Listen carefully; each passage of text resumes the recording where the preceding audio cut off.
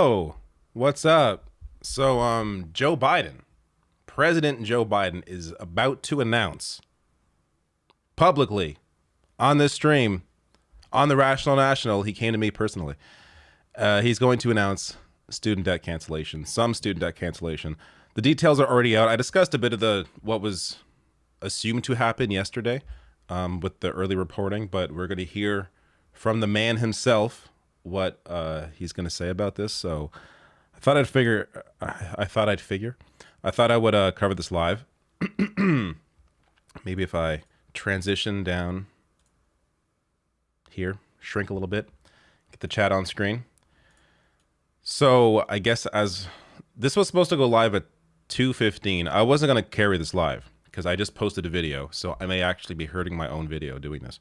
But I finished lunch, so I figured they haven't started yet. Probably going to start soon. Might as well do this. So I will say, make sure you go watch my video that I posted 20 minutes ago after you are finished on this live stream. But that's about Maxwell Frost winning in Florida.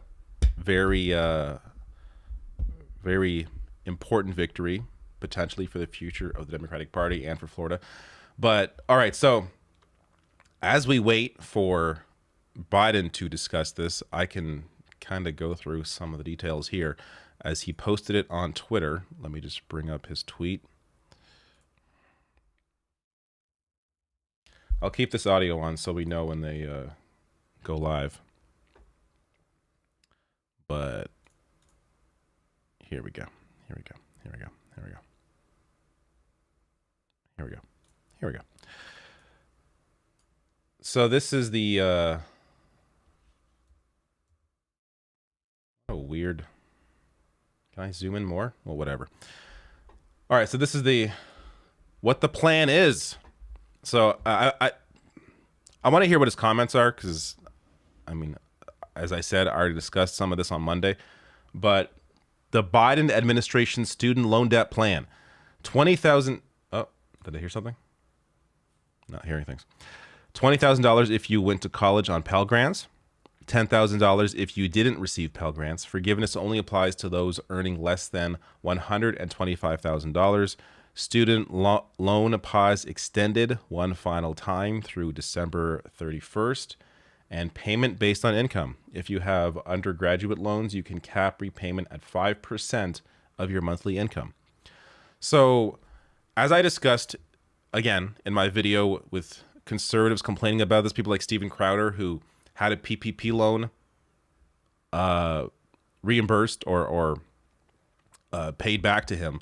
I mean, to have people who are millionaires and took out loans and got them paid back and are complaining about $10,000 max, I guess $20,000 for some on Pell Grants, people that are struggling, people that need help, people that have lack of opportunity, low wages, high cost of living, for any wealthy individual who have received all the benefits in the world, be it tax cuts, be it PPP, for them to complain is just ridiculous. So the only accurate criticisms of this plan are coming from the left about it not going far enough.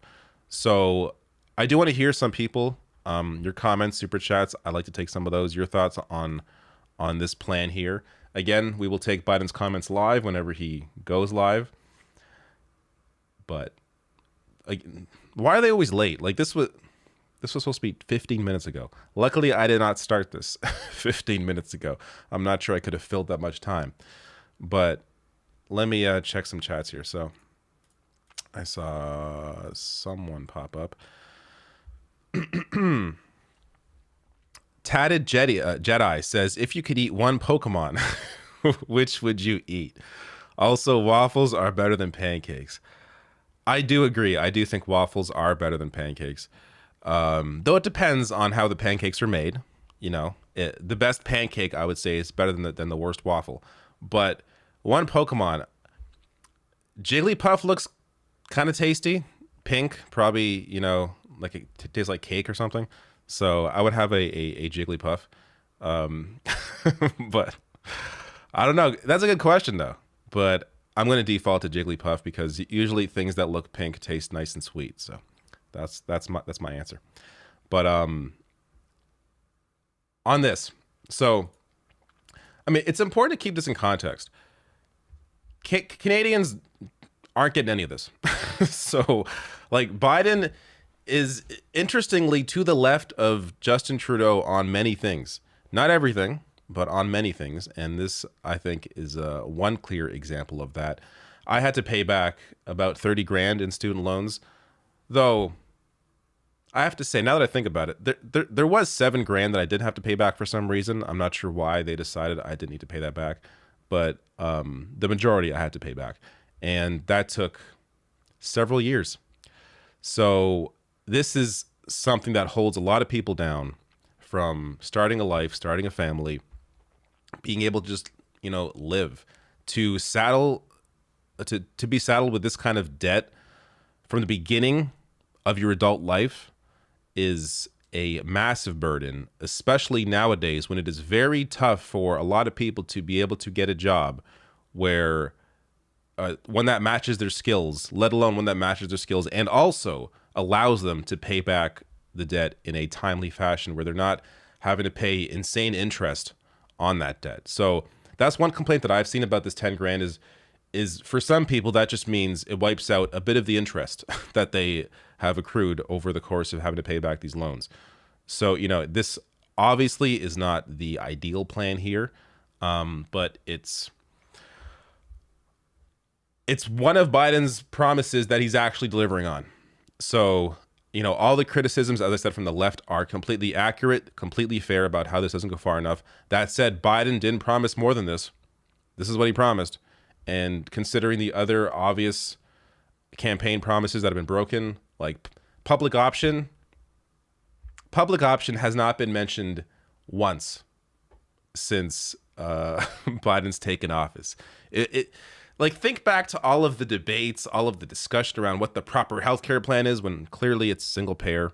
At least the bare minimum should be single payer. Look to other countries having a single payer, brings costs down, covers everyone. Anyways, I've had the discussion a million times. But all the debates around healthcare during the Democratic primary and how, Mayor Pete had, what was it, Medicare for all who want it, which is, I forget exactly what that was, but it was just a quasi-public option, I believe. But all these debates, and then Biden gets in and nothing at all about healthcare. Just extending or adjusting around the tiny edges around Obamacare and trying to bring some costs down for some people through the ACA, but largely there's been nothing at all on a public option. So it's kind of bizarre to actually have Biden deliver a campaign promise, especially when it comes to, addressing a lot of young people. Now, it's not just young people that have student debt. People that are much older also carry student debt. But this is an issue that, a lot of young people are engaged in because of how high the cost of education is. And to have anything at all is surprising.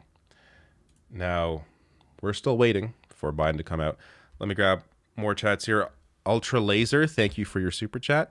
Sean Kennedy says, it's better than nothing, but geez, I'm looking forward to bold leadership the next generation is poised to wield. Yes, speaking of which, I just did a video, posted it up on Maxwell Frost in Florida. Florida's 10th district, the Democratic primary there, is poised to go on to win the general there as it's a heavy Democratic district. He is a Bernie Bat candidate, a former Uber driver turned activist, was integral to March for Our Lives in Florida, has a massively, very left platform, and will be the youngest member of Congress and the first Gen Z member of Congress when he wins in November. A very hopeful win there in Florida. So to see people like that be able to pull out these victories over the corporate bat candidates, and even in his race, the left vote was split. So Alan Grayson was also in that race. Alan Grayson has been in Congress before. He's been seen as a progressive individual, and even a fighter in some sense. But Allegations have come out about his personal life that have damaged his ability to, keep his seat for good reason. But even the splitting of the vote there between Grayson and Frost still was able to win by about 10 points in his primary race against that corporate candidate, whose name I'm forgetting now. But having a victory like that, I think, shows you the potential for what the Democratic Party can be in the future if they invest in states, in districts that are often ignored, and you invest in people that actually fight for the working class, which is, a new concept for a lot of Democratic politicians. Michael Weaver here says, do you think that this will help Biden in the midterms with youth vote? I'd like to think it will. And did you see the results for New York's District 19? Is 19 the one with, was that with, there's Mondaire Jones, there was, forgetting her name now. But the progressive there that was very close to winning. I did see a lot of those results last night. I just forget which district that is. Let me just look it up. But on your first point, will this help Biden in the midterms with the youth vote? I think it'll help him generally. Now, I do think, regardless of this, even if this wasn't announced, I think Democrats at this point things can change. At this point, are surprisingly looking pretty good going into November. And I think it's largely because of Roe v. Wade. The overturning of Roe, I think, woke a lot of people up into basically this defensive mode, seeing how extreme the right wing is. That, I think for a lot of people, was the mask off moment for the GOP. And unfortunately, or fortunately, the way you look at it, fear is a motivating factor for a lot of people. And the Democratic Party often doesn't, the fear can be overblown, I guess, or can be viewed as overblown maybe in some sense. But when you have something like voting rights, voting rights is another issue, but abortion rights being stripped away in a very dramatic, clear fashion, the way it has been, then that is going to activate a lot of people who maybe don't normally vote. And I think that's largely where you're going to see a lot of the drive in November for Democrats, potentially picking up some major seats in the Senate.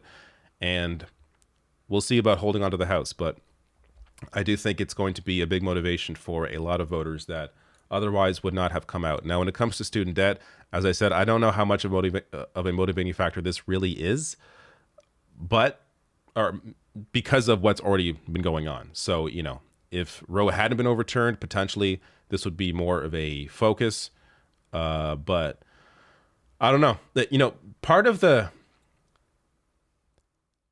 strategy should be here is that, hey, we're going to cancel this now, and if we're able to retain Congress in the midterms, then we will cancel even more. But we need the numbers, or like something. Even though Biden doesn't need any numbers at all, he could do this all by himself. So he doesn't, in terms of that excuse, I guess they really couldn't use that. But if there was a way to kind of pull people along and be like, hey, we will also do this, then potentially it could bring out more people. But ultimately, I think they're going to bring out voters regardless. And when you deliver on promises, this is the other thing. When you actually deliver on campaign promises, like this rare campaign promise that is being delivered on, it shows people that there actually is a difference. That, hey, you said you would do this and you actually are doing this. It would be nice if there was a lot more of that from politicians just generally, but to have a campaign promise like this actually get delivered on, even, as I said, even though it doesn't go nearly far enough or is what it should be. And the bureaucracy involved in means testing student debt, that alone isn't worth the means testing. Like, it should really be a blanket cancellation. But regardless, this is what he promised. So he's delivering on that, and it shows people that, hey, if you vote, maybe things can actually change, and promises may actually be kept, at least some of them. Oh yeah, New York's 19. I was going to look at that. So this was, I was thinking about doing a video on all the big wins last night, but I did not.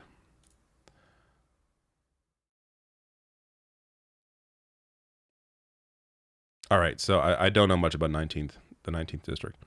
Oh, that was the. Oh, that is that where the was that the special election? Okay, yeah, yeah. So, yes, that was apparently an indicator, from what I'm reading, apparently an indicator of Democrats doing well in the fall, because that's typically a seat that would have been taken by the GOP, especially in a midterm after an election where a Democrat wins.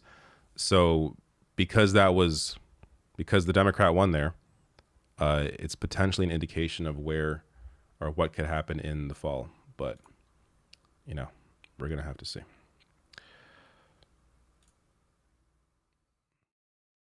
So Biden still coming soon, fashionably late as usual.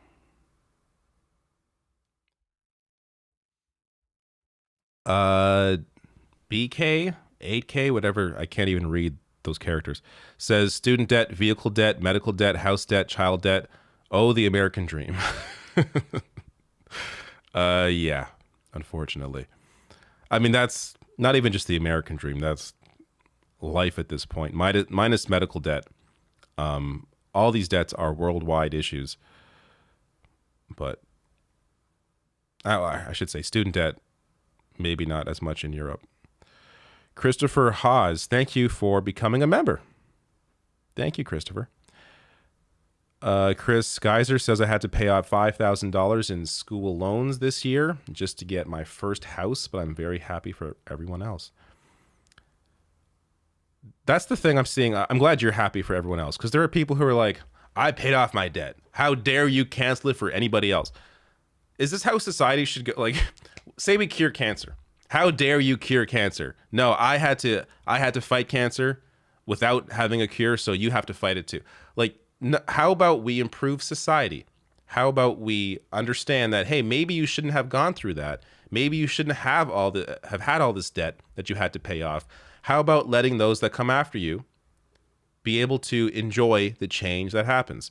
But people get really weird and territorial about their own challenges without thinking, hey, you shouldn't have had that challenge, and why should you force that on other people who also don't need that? It's a really bizarre conservative way of thinking. It's just, I had to go through this, so you have to go through it too. No, maybe we should improve society. Sean Kennedy says, are they still trying to wake Joe from his afternoon nap? I think that's what's going on. This, in case you're coming late to this was supposed to begin at 2:15. So he is currently 30 minutes late, but here he is. Speak of the devil. Good afternoon. When America made 12 years of public education universal in the last century, we became, not figuratively, literally, the best educated public in the world, and better prepared than any other nation. And I would argue that it's one of the reasons why we were so successful and have been so successful. But as you've all observed, other nations have caught up. In the 21st century, in my view, I think the vast majority of the Americans, 12 years of universal education is not enough. And that we're going to be outcompeted by the rest of the world if we don't take action. But here's the deal. The cost of education beyond high school has gone up significantly. The total cost to attend a public four-year university has tripled, nearly tripled in 40 years. Tripled. Instead of properly funding public colleges, many states have cut back their support. We were just talking about that in the Oval. Many states have cut back support for their state universities, leaving students to pick up more of the tab. And for 50 years, Pell Grants had been a key way for the federal government to help lower-income families, particularly those earning less than $60,000 a year, to send their kids to college. Those Pell Grants used to cover 80% of the cost of going to a public four-year college. Today, Pell Grants cover roughly 32%. That's 1/3 of the cost as opposed to before. It matters. I remember walking up, my dad, like probably a lot of your folks, cared a lot about your education. My dad's greatest regret was that he never got to go to college. And my dad was a very well-read man, particularly history, but it was a great regret. And he always say, "Joey, you're going to be a college man." And I'd say, "Dad, but what does that matter? I mean, you can still get fired if you're a college man." He said, "Yeah, but they can never take it away from you. They can never take your education away."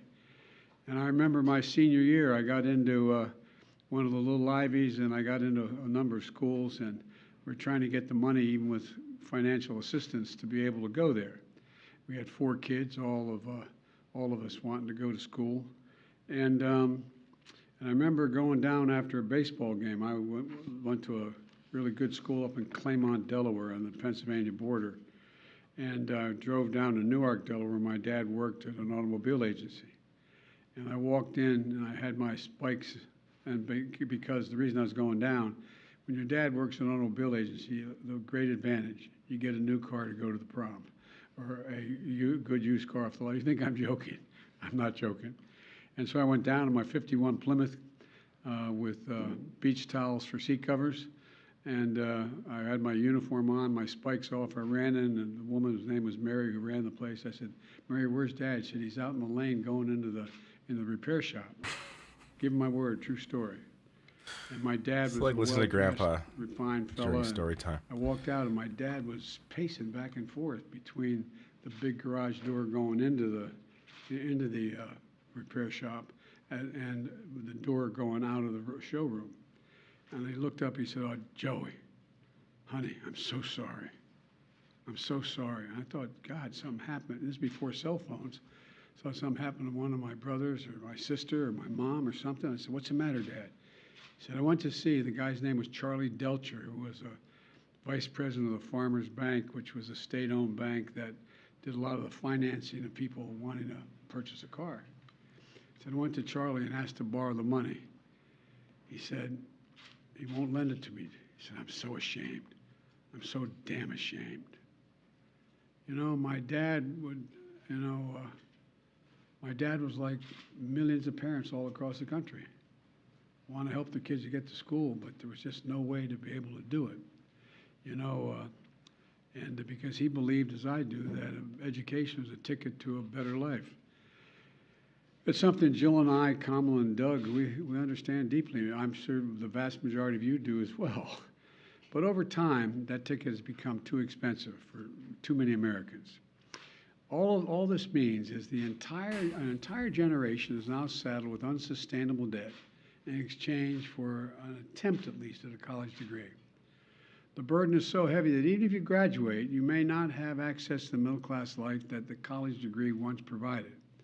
Many people can't qualify for a mortgage to buy a home because of the debt they continue to carry. They carry, it's too high, and they can't come up with the down payment anyway. A lot of folks are even putting off starting families because of the cost. And the dream of starting their own business is just way off in the distance with the debt that so many are saddled with. Many of you had to leave school because the financial strain was much too high. About a third of the borrowers have debt but no degree, and worst of both worlds, debt and no degree. The burden is especially heavy on Black and Hispanic borrowers, who on average have less family wealth to pay for it. They don't own their homes to borrow against to be able to pay for college.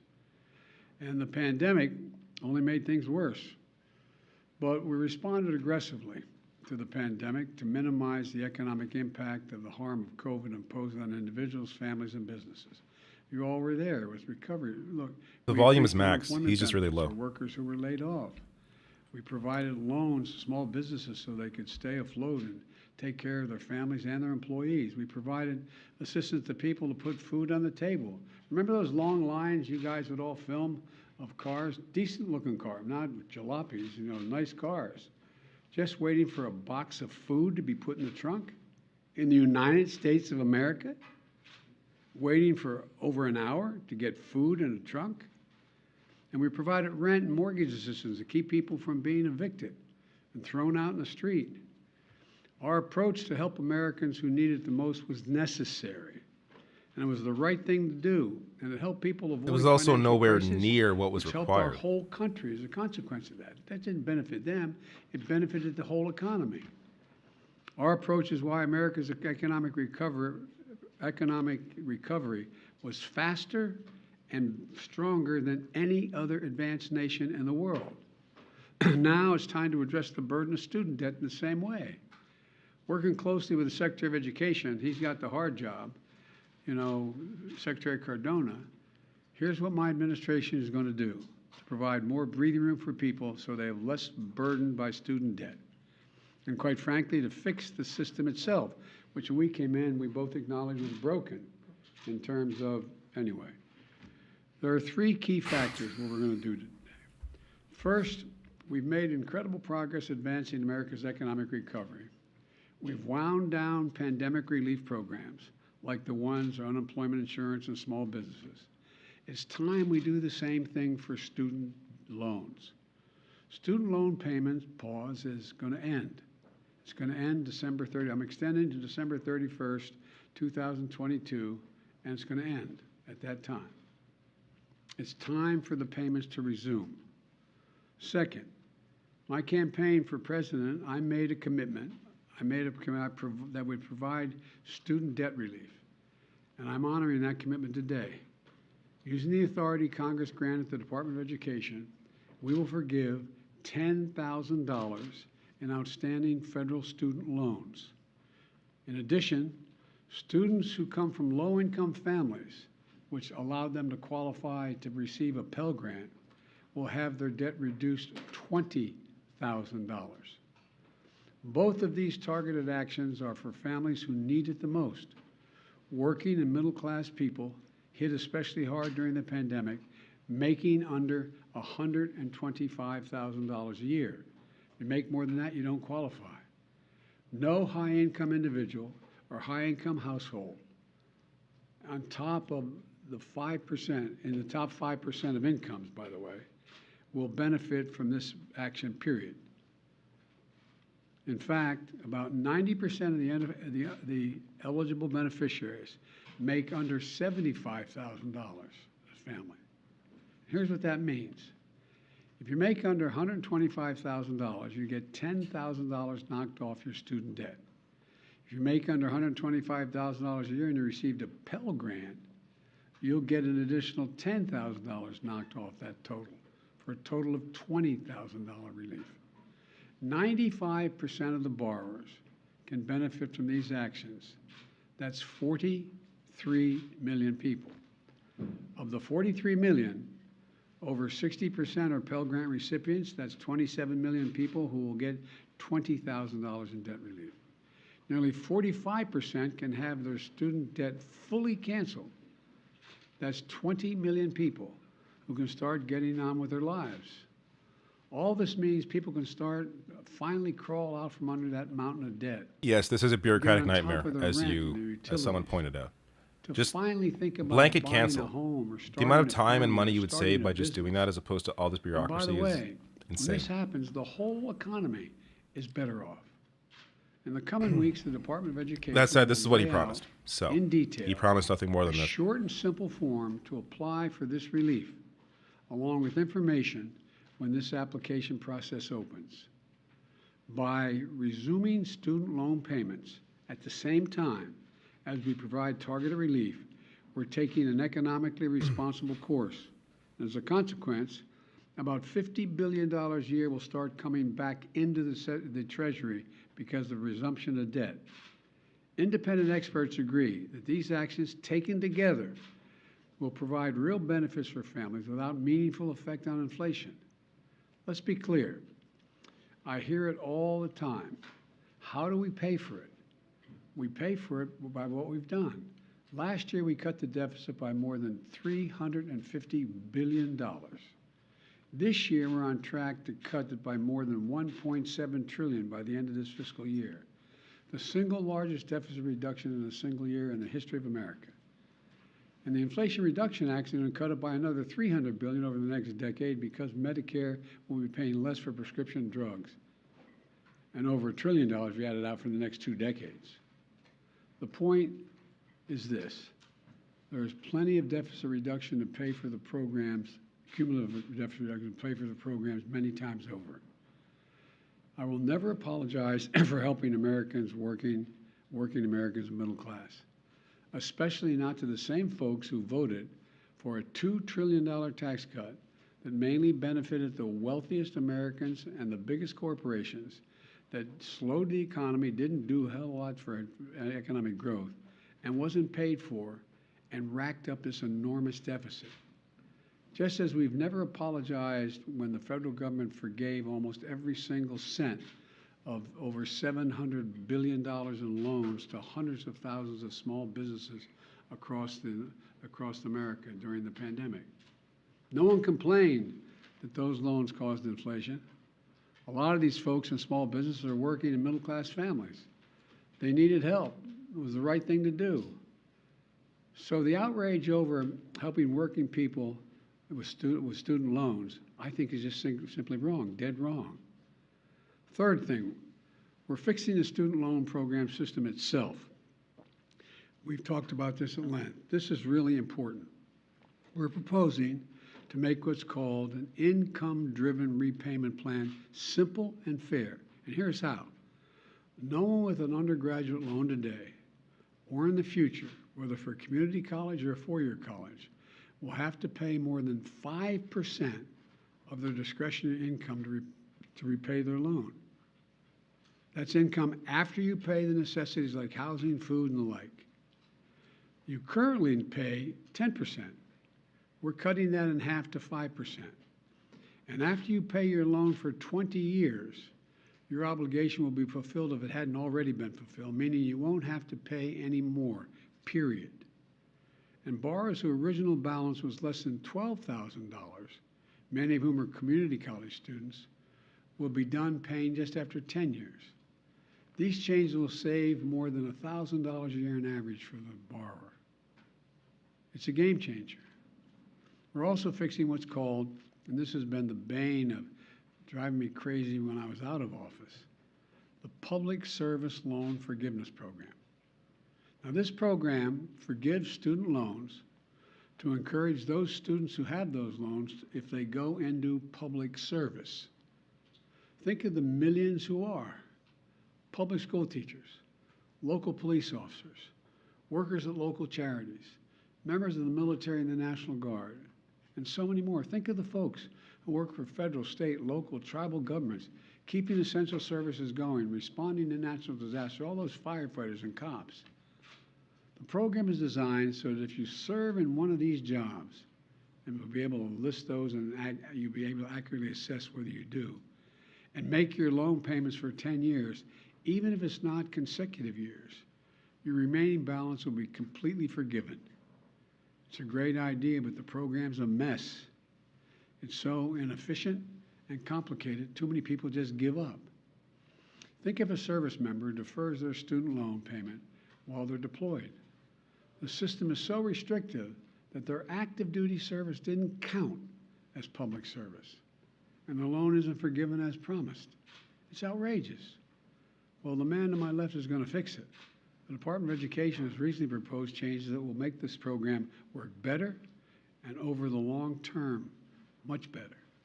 And now the department issues emergency temporary changes to retroactively credit public service so it counts and loans are forgiven.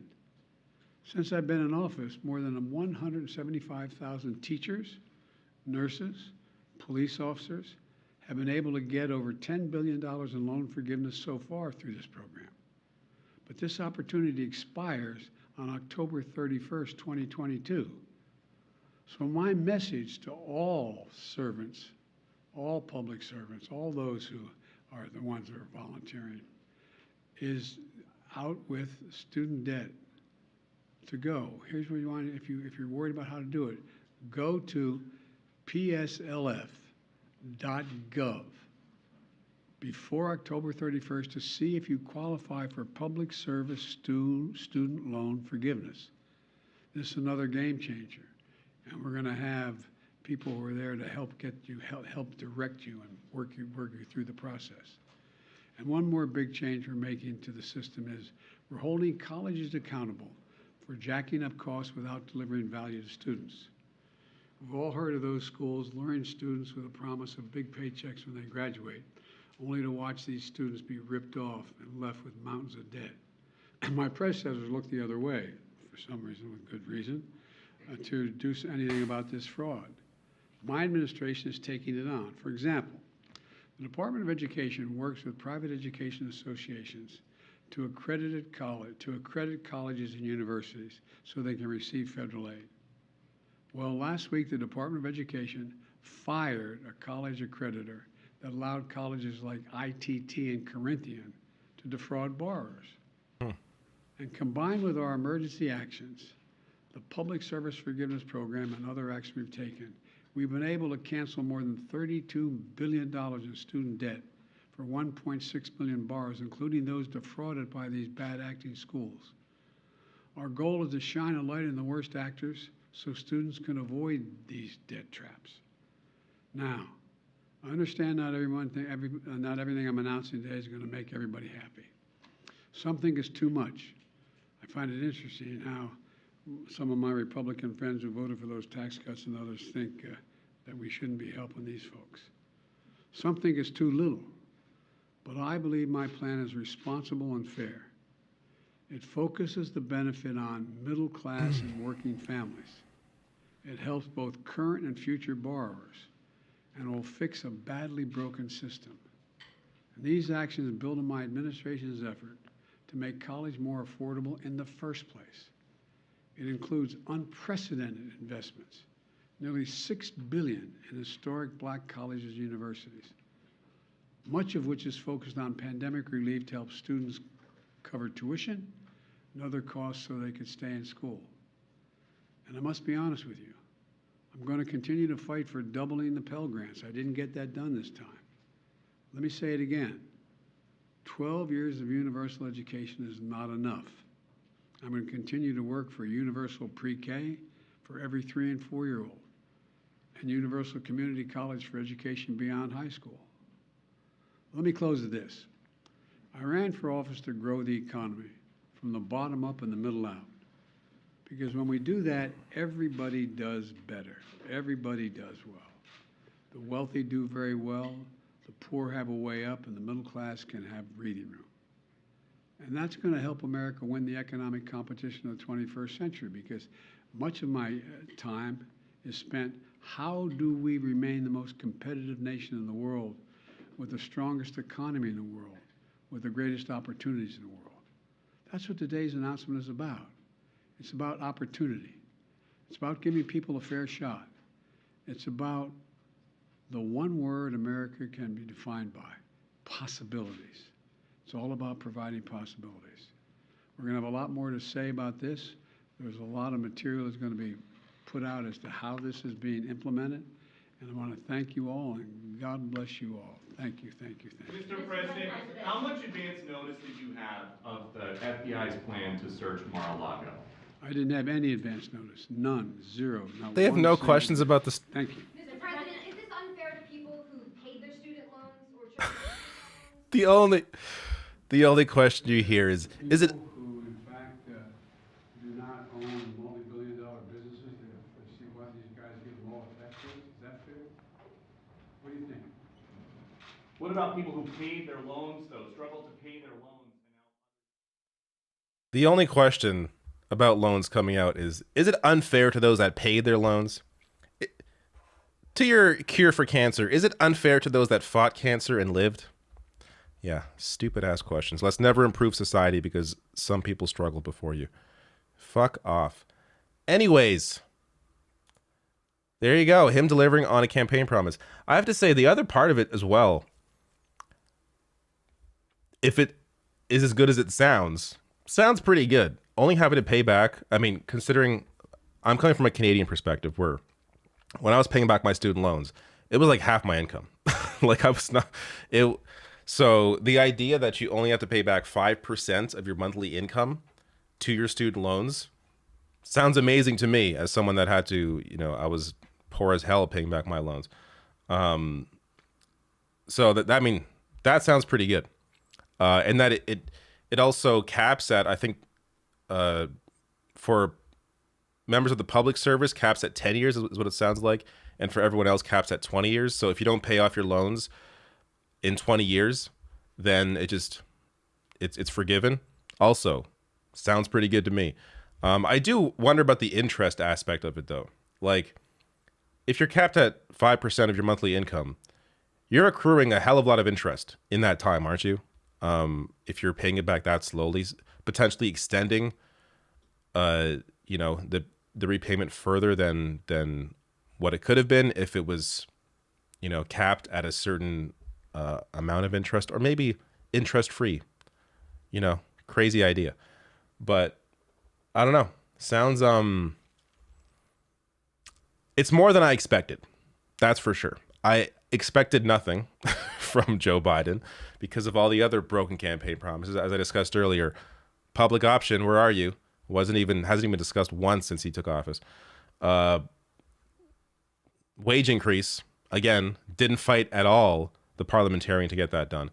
But here you have him actually delivering on his own campaign promise. Yes, there are accurate and fair criticisms of how this does not go nearly far enough, how this just creates a lot of bureaucracy when you could just be canceling this outright. But that said, this was his campaign promise. So it's, to expect anything more from Joe Biden in a progressive direction or more left direction from his campaign promise is expecting a little too much out of the man. He was never that person. He's never going to be that person. But for him to deliver on a campaign promise, I think alone is kind of surprising. Not saying you should, be worshiping the man now. Just pointing out that this in itself is surprising. Let me grab some chats here that came through as he was talking.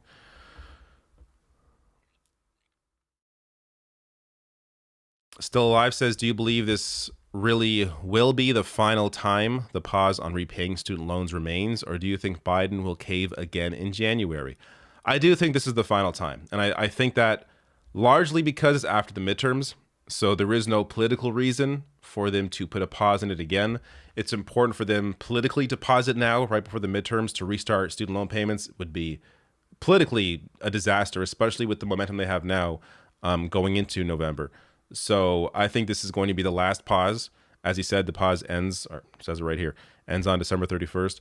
And also that the political aspect in conjunction with their payment-based income cap here, so them introducing that is sort of their way to, I guess, soften the blow of restarting student loan payments. So, yes. And by the way, in Canada, I think it's been over a year, maybe 2 years, where student loan payments have continued. So it's actually, from my perspective, surprising that it's been on pause for so long in America when Canadians have not had any kind of pause like this. Koru says the ability to be happy for others just doesn't seem to be in some people's DNA. Yeah, apparently. It's just this anger or this resentment of, I had to pay for this, so you have to pay for it too. When instead of just looking at, society as maybe we should improve things for people instead of making it hard for no reason. Whatever your name is, Oboro, I'll just call you Oboro, says, how many people owe over $10,000 in just student loan interest? Oh my God, a lot of people. So as I was saying earlier, a lot of the complaints are that the 10 grand for a lot of people is just, a portion of their interest payments. So yeah, that definitely is a very fair criticism. Taylor R says, here's the question. Is everyone who still has debt going to start paying next year? I say we don't, and at least see what happens for a month. # New Year. It's a nice thought, but I don't think the entirety of the student debt population is watching the Rational National and is seeing your tweet and are all agreeing at once. So, to coordinate that kind of thing would be kind of tough. Also, don't they just have your information on file? Like, doesn't it just come out of your account or your paycheck? Like, I don't know how you would prevent that from happening. Taylor R says again, we got him on the ropes. Why pull back now? Also says no lien on your paychecks over just 1 month or a few. It's definitely worth a try when you weigh the possible return on investment. Screw his plan. Again, nice thought. The actual execution may be a little tough. Tata Jedi says, my grandmother lost to cancer. I won't be happy until Biden personally necromancers her back. Checkmate. Mr. Downtown says, glad that Biden is delivering his promise, but shouldn't stop here. Student loan programs are broken. We can't negotiate or choose who we get loans from. Yeah, there are many issues, but they're addressing some of it. Again, I am personally, based on Biden's record and his broken campaign promises, I am honestly a little surprised that anything at all was announced, especially now before the midterms when they already are working on this momentum from the overturning of Roe.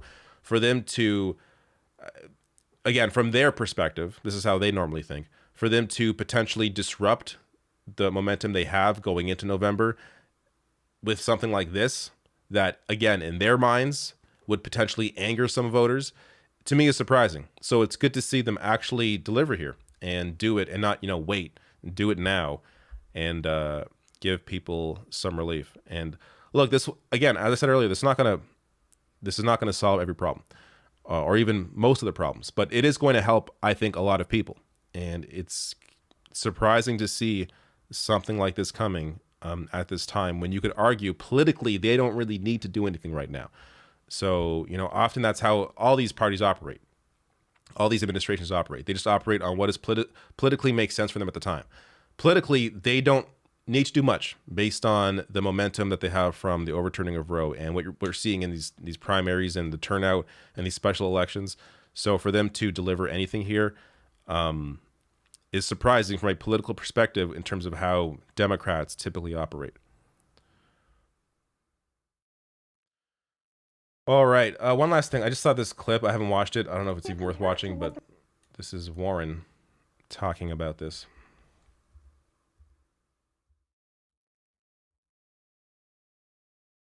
These achievements, I and I know guess you did, and I just want to say how exciting that is, and how exciting it is, particularly when you compare it to what the Republicans have to offer.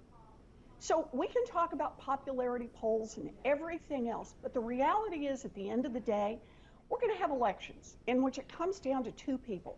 One is a Democrat, and the Democrats can say, this is what I fought for, and this is what I've accomplished. The Republicans can say what they've been saying for the last year and a half. No. What's their plan on student loan debt? No. What's their plan on the price of insulin? No. What's their plan on carbon emissions in this nation and around the world? No. What's their plan on making big corporations pay a fair share? No. So, I feel pretty good about how those contests are going to come out. Senator, I mean, there is a difference there. Taylor says, stop saying Biden delivered his promise. There are screenshots of his campaign website where he promised all undergrad debt canceled if you make under 125. He's a liar, not fulfilling that promise. I saw let me check that screenshot. I saw somebody screenshot his page. Maybe I just read it wrong because it looked like what he promised or what he delivered today. But let me find it. If I can find it, I will find it.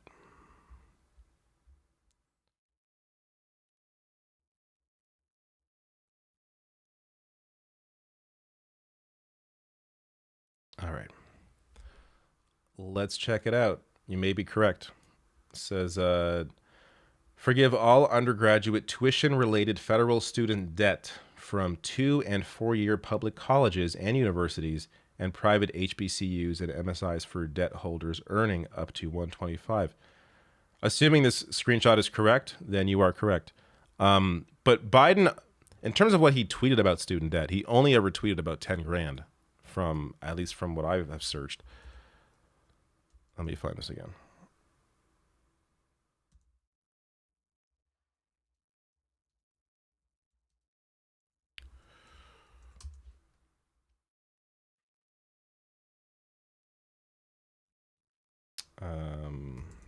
Student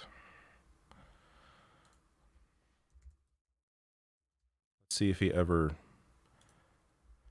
because I don't remember him ever talking about this. I guess this may have been buried on his site, but I don't remember him ever discussing this.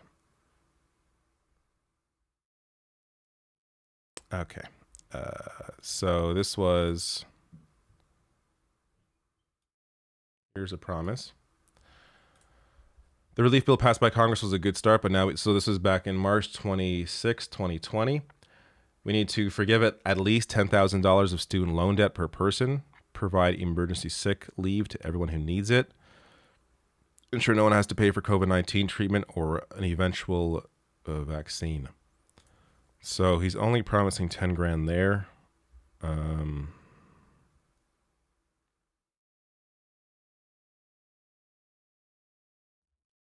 This one's a little more vague. We have to do more to ease the economic burden on working people. So today I'm adopting 2 new policies to help deliver relief. As president, I will lower Medicare eligibility to age 60, forgive student debt for low income and middle class families. Forgives, he's not saying all here, but he's saying forgive student debt. Does he say how much in here?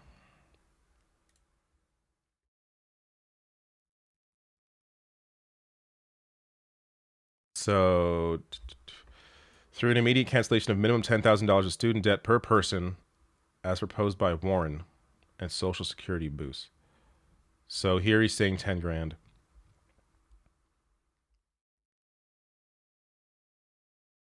Maybe here. Forgiving student debt for low-income and middle-class individuals who have attended public colleges and universities. Directing my team to develop a plan to forgive federal student debt relating to the cost of tuition currently held by low-income middle-class people for undergraduate public colleges and universities, as well as private historically black colleges, universities, and private underfunded minority-serving institutions. The concept I'm announcing today will align my student debt relief proposal with my forward-looking college tuition proposal.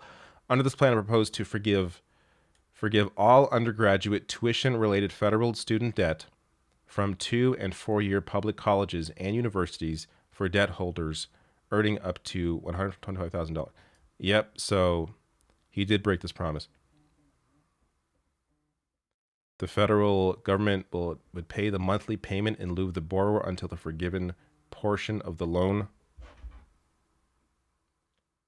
Shit. That's a call I should probably take. Under this plan, I propose the appropriate phase-outs to avoid a cliff. The federal government would pay the monthly payment in lieu of the borrower until the forgivable portion of the loan was paid off.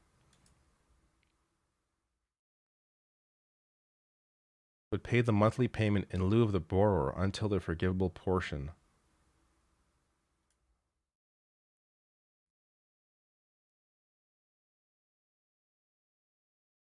I don't know. It's still sounding like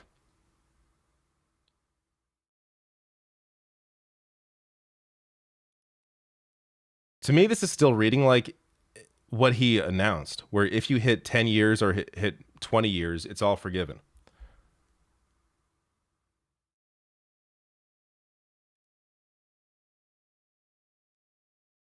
Forgive all under. But then again, you could read this and be like, he's saying forgive all of it here. But then he breaks it down. Minimum 10 grand. Those earning less than 25,000 per year will not have to make monthly payments and will accrue no interest. So I don't think that's part of his plan. Those earning more than 25,000 per year will pay no more than 5%. So this is a part of his plan, but I think it's for everyone.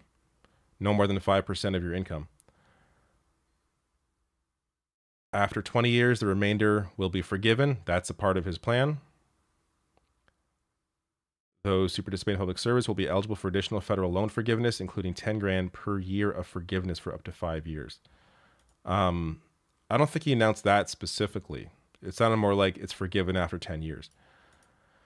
Anyways, it sounds like a lot of this is delivered on, but not exactly, especially not the part where he said he would forgive all of it for those who went to undergraduate, or what was it, public colleges, universities. So, for those that make under 125. So yes, not completely a delivery of his campaign promise. Michael Faris says, this is a true fact. I've paid over $10,000 toward my student loans, and literally 193 has gone to principal. Yeah, it's that's crazy.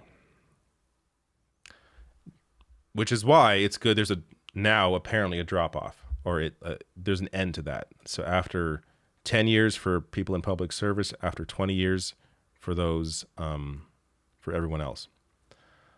So how about that? Okay, I gotta go. But it's been fun. Fun time. Go watch my other video. I just put it up before I went live, which means I stunted the growth of my own video. Very dumb of me, but I wanted to make sure I covered this. But right here, Bernie backed Maxwell Frost makes history. Go watch that video right now. And make sure you hit subscribe and hit the bell icon on YouTube on this video to get notified when I go live or put up a video.